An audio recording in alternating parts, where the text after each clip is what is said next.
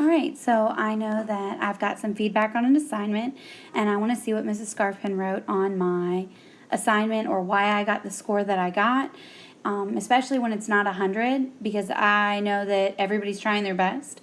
So if you're not getting on 100, you need to kind of figure out why, especially because this is kind of the method we're using for learning, and we want to make sure that we're getting the most out of it. So you're going to click the Student Canvas button just like you normally would. You're going to click Math because it's math.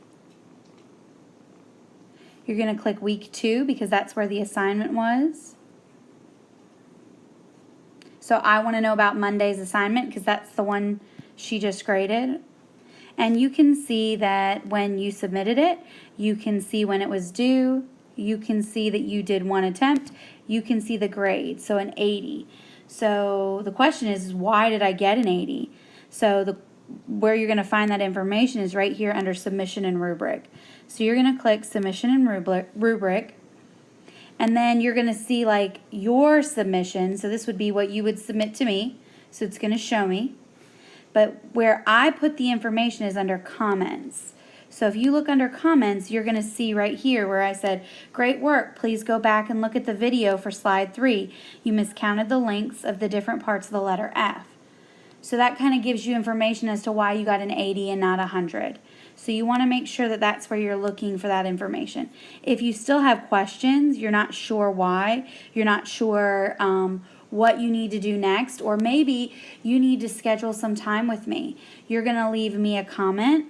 So you might say, "Mrs. Scarfpin, can I schedule some small group time with you this week?"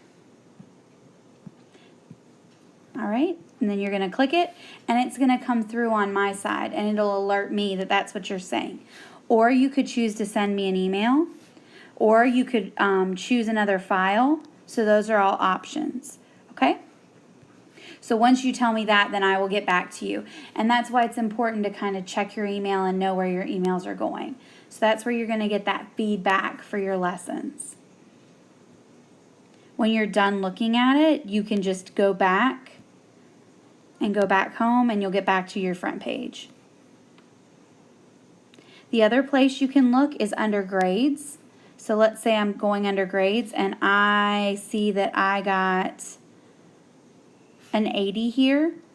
I can click on the 80 there.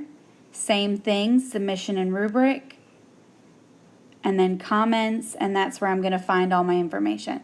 It also keeps a great log between you and I about where you're at and what we're talking about as far as your learning.